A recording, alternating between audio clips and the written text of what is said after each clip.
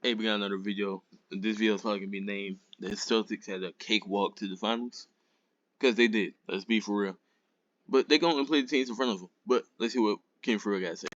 What's the word, y'all? Whoa, the Boston Celtics are in the NBA Finals. Yes, I understand this is not my normal setup, but we just got done taping our TV show, Numbers on the Board, premieres Tuesdays at 2 o'clock Eastern on ESPN2. And I don't want to drive 25 minutes home to get this video out. I want to talk to y'all about the Celtics Finals run right here, right now. Before I do that, let me give my flowers to the Indiana Pacers, man. I know a lot of Yeah. Even the Pacers, their game is credited for both these teams' game is credited for making the conference finals. The thing is about this, even if those two teams were healthy, there's no guarantee that they would have lost one. Maybe the Heat. I feel like I had more hope in the healthy Heat than the healthy Cavaliers. At the same time, Porzingis was out for like that whole Cavs series. Then Porzingis missed 2, 3 games of that Heat series. So I don't know if it can go both ways. And then Pacers then that Mathurin was injured. Obviously, that's not as big of a deal as a Porzingis, but people are going to put an asterisk next to the Boston Celtics run. Was it the easiest run to the finals of all time? Maybe. Some people might put an asterisk next to the Indiana Pacers conference finals run because, well, they went against some teams that were injured. None of that is rooted in reality. Like, oh, cool, it's cool for conversations, but the reality is you were in the conference finals, and you did that this season. After 10 years of not making it, you did it. And that's something to be proud of, right? And the thing I would be proud of most is that you were down 0-2. You found out that your All-NBA player, Tyrese Halliburton, was not going to play, and you still went out there and played 2 really good games. Obviously, yeah. I mean, the fact that the Pacers probably could have won 3 of these games, um, is crazy. Like both of these games, the Pacers had the lead majority of the second half, and then the Celtics last minute just came back. Crazy, right? you didn't win those games. It really felt like a team that had been there before versus a team that hadn't been there before, where it got some costly turnovers and bad fouls. And ultimately, the Boston Celtics ended up winning.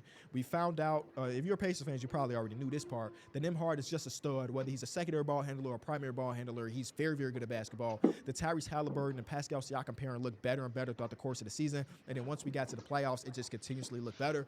And then Miles Turner just showcased, like, hey, you shouldn't just trade a person because NBA Twitter told you to. Remember when Miles Turner was like a Laker, and even he was talking about him being a Um, bro, I don't know what you brought up the Lakers name, but yeah, Miles Turner was in trade rumors for like 4 years. I don't know if you remember. They traded like everybody. Obviously, traded Brogdon, Oladipo. Everybody thought Turner would be next because not only were the Pacers bad, but Miles Turner was a great player on a bad team, but he never got traded and ended up working out. Laker because it felt like it was inevitability. Where they decided to stay, keep him there, and he was as consistent as anybody in this entire playoff run. I know he had a couple games that wasn't great, but for the most part, he was phenomenal. And you got some things to build off of. I'm curious to see what happens this offseason. Because again, no asterisks from me personally, but there are some teams in the Eastern Conference now. The Eastern Conference, not the Western Conference when it comes to competition, but there are some really good teams out east that are either getting better or getting healthy or going to add some people in free agency. So I'm curious to see what the Pacers decide to do this offseason. Is Yeah, hopefully the Pacers don't sit around and do anything. Don't do anything. That's what I meant to say. My bad. You know, Philly got rumors for PG and LeBron. Already confirmed LeBron's probably going to be a free agent. And then the Clippers apparently just don't want to give Paul George the contract he wants. So let's see what happens with Philly. Milwaukee's going to be healthy. If like y'all saw the way Dane was playing before he got hurt. Imagine that with Giannis. Like even though sometimes Giannis plays worse in the playoffs, like they would have been crazy. Obviously Miami, fully healthy New York. You know, a lot of great teams in the East next year if they're fully healthy. it simply bring back Pascal Siakam and Obi Toppin and then let continuity do the rest and let these younger players? I don't know if you bring back Obi Toppin. I think you trade him honestly, just because Obi Toppin has a lot more value than just playing 15 minutes a game, max 18 minutes a game. He should be playing more than that. Get better, or are they going to try to do something else? Time will tell. Let's switch gears to talk about the team that won this series, the Boston Celtics, who throughout this entire playoff run have only lost 2 games. 2 games. Again, let's talk about this asterisk thing. Let's talk about the easiest walk to the finals. For me personally, that really matters. Now, could it matter once we get to June 6th and they're going against the Dallas Mavericks in the finals? Maybe. Yeah, maybe it could matter, but as of right here, right now, I couldn't care less who they went against to get to this point. Yeah. Here's the other thing. I feel like the Celtics are best equipped to play the Mavericks, having two other offensive team members in Drew Holiday and Derek White. Now, stars are going to be superstars, so I don't think either of them are going to get clamped up. If anything, Kyrie Irving going to clamp up himself because most of the time when he has a bad game, he just plays bad. It's not a matter of defense. So, yeah, we'll see. Because when you were as consistent and as dominant as they were in the regular season, this is what you play for. This is why you want to be the one seed. You want the favorable matchups. Nobody is looking to go against the best of the best every chance they get. So, yes, it went 5 games against the Miami Heat without Jimmy Butler. Yes, it went 5 games against the Cleveland Cavaliers, no Jared Allen, no Donovan Mitchell towards the back of it. Yes, it went 4 games against the Indiana Pacers, no Tyrese Halliburton for the last couple games. None of that's really relevant. Because some people will tell you throughout history, some of the greatest players of all time do not know the feeling of touching the NBA Finals floor. You think if you ask those dudes, would they rather have the career that didn't touch the finals or they have the career with the cakewalk to the finals? They taking the cakewalk 100% of the time. 100% of the time. Yeah, for sure, for sure. And the Celtics now have 2 finals appearances. No, no, half the roster changed since. Like, main core pieces are only Jason Tatum, Jalen Brown. Al Horford was on that team. Then pretty much everybody else is new, right? Because I don't know if Sam House was there last year. Not last year, 2022. Most of these players are new, so And at the end of the day, it's not like this team was some mediocre team come regular season and then got all the injury luck. This team was dominant for the regular season. yeah, So yeah. dominant that nobody talked about them, me included. Look at the Celtics videos on this channel. You can search it on this channel. I did not get around to making a full-fledged Celtics video much this season because there wasn't much to talk about other than them dominating teams. But on the podcast, I got to it all the time, right? On the podcast about a month or so ago, I posed a question, and I guess this question doesn't have any bearings now because again they did go against some teams that were without injury. But throughout the course of the season, I had been posing the question that are the Celtics just so very dominant that no matter what else happens across the association, we're ending with the Celtics winning the championship. You know what I'm saying? Like this is not on the same level. I don't want you to misinterpret. The 2017 Warriors are the greatest constructed team of all time, but I'm using this as an example right now.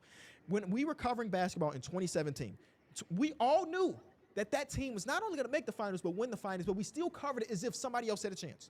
And this is a Celtics really first year of having this. You know, I know they had some years they made it to the finals. They had some years they were the 1 seed, but this team feels different. Is coached differently. They have more depth. I mean, they're practically running out like 5 all-star-ish players every single night, right? Yeah. But in Yeah. 2017, we knew that Warriors team was going to win every single series they went against, but we still had to act like, we still had to talk about the other 29 teams as if we didn't know the Warriors were going to win.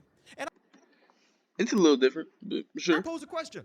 Are the Celtics similar in the sense that their dominance in the regular season will translate over so evenly that we're doing all this talking about, at that point, the question was Denver Nuggets repeating. We're talking about the Denver Nuggets. We're talking about OKC, the Lakers, the Warriors, all of these other Western Conference teams. They might just go against the Boston Celtics in the finals and get smoked. That was a month or so ago. Now, it's not like the Boston Celtics are the perfect team because, hell, you could say, Kenny, they just went to 4-game series. If they swap again, a win is a win. That's all that really matters. But those last 2 games, they had to overcome an 18-point lead for the Indiana Pacers and then had to get like a really critical pass out to Derek White 3 and then a great possession from Drew Holiday to beat the Pacers without Tyrese Halliburton. Doesn't that showcase that they're not as good as you might think? And maybe. But I also think this is, I'm sorry for hitting the mic. I also think this could be a conversation of finally facing that adversity. Right? They didn't really face that in the first couple rounds. The Miami Heat series, the Heat hit 23 three-pointers, man. 23 three-pointers in game number 2. But other than that, they were dominant. And the Cleveland Cavaliers series, there was no real adversity. There was no real back-against-the-wall moments. And then you get to the conference finals, the back was against the wall. Again, it was into an inferior team, but still, good rep. Bro, the games were close in the Cleveland series. Not necessarily Miami because a lot of those games weren't close. I think their 4 wins wasn't close, but most of those games in the Cleveland series were close. That's one of the other criticisms. So I don't know what he's touching on right here, but I'm hoping that he talks about the Jalen Brown Finals MVP, Conference Finals MVP. But Reps. Down by 18. We come back from those. Down by 5 with 4 minutes to go. Jason Tatum, how do you respond? He responded greatly. You know, like the Pacers were in this series wholeheartedly. It took a Jaylen Brown miraculous double bang three in the first game of the series to even get to overtime. So it's like I could see it both ways. I could definitely see it both ways. Which way am I leaning towards? Again, the moment they acquired Drew Holiday, you could go watch the tape. I posed a question to the guys: who's coming out of Eastern Conference? Everybody else said Milwaukee Bucks, and I understood it. Damian Lillard was on the team with Giannis. I don't think any of us understood the Adrian Griffin thing wasn't going to work. Bro, first of all, you're going to a whole different convo. Like, bro, the Bucks had no perimeter defense. So even if they did make it to the conference finals or finals, they probably still would have lost to the Celtics or whoever made the finals. Not Adrian Griffin problem. It's a roster problem. You can see that with Doc Rivers. Doc Rivers literally had a worse record with. I'm gonna be honest. When you get Patrick Beverly and you're starting him over Malik Beasley, and your problem was supposed to be perimeter defense, the problem's supposed to be fixed, right? That it wasn't fixed, bro.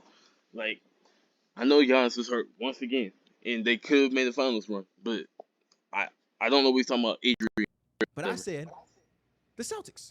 And from that moment on, I've been saying that the Celtics will win a championship. I've not wavered at all. I've said the Celtics this entire way. Because in that moment in time, I saw that they had upgraded some positions of need and they looked like a team that was ready and that was hungry. I will remind you that last time they were in the finals, Jason Tatum was 24 years old. 24. And though this play Bro, like I really think the Celtics could have just ran it back, and they probably would have made the finals, bro.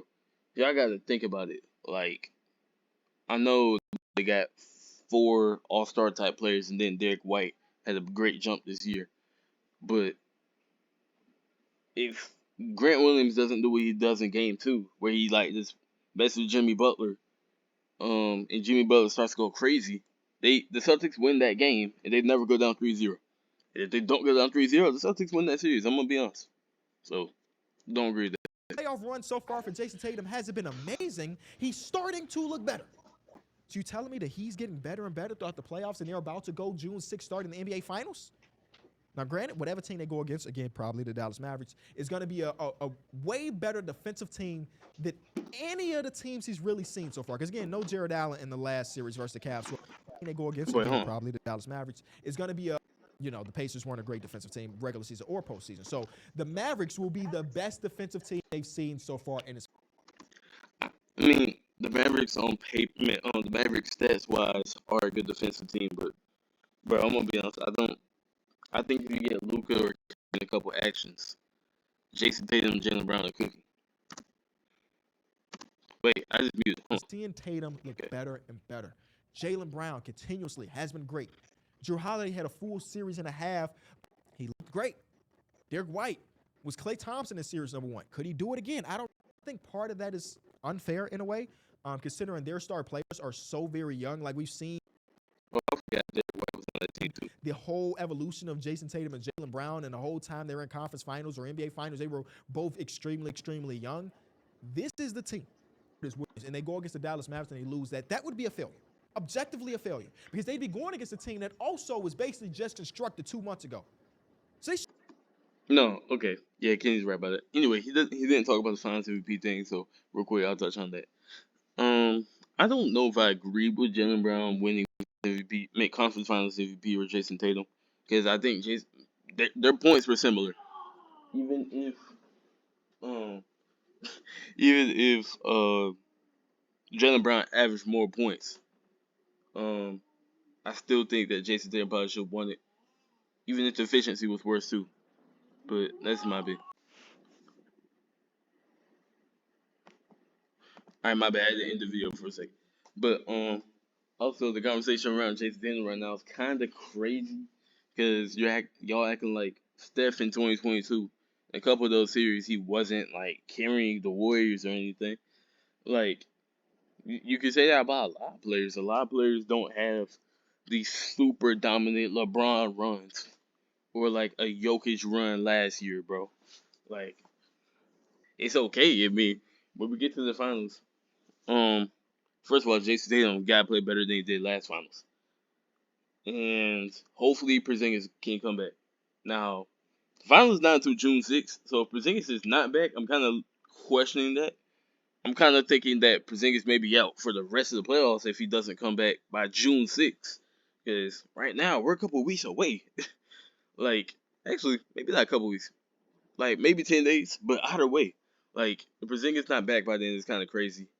And then, yeah, the Celtics had a cakewalk, but again, I don't think they should be getting as much criticism as they are.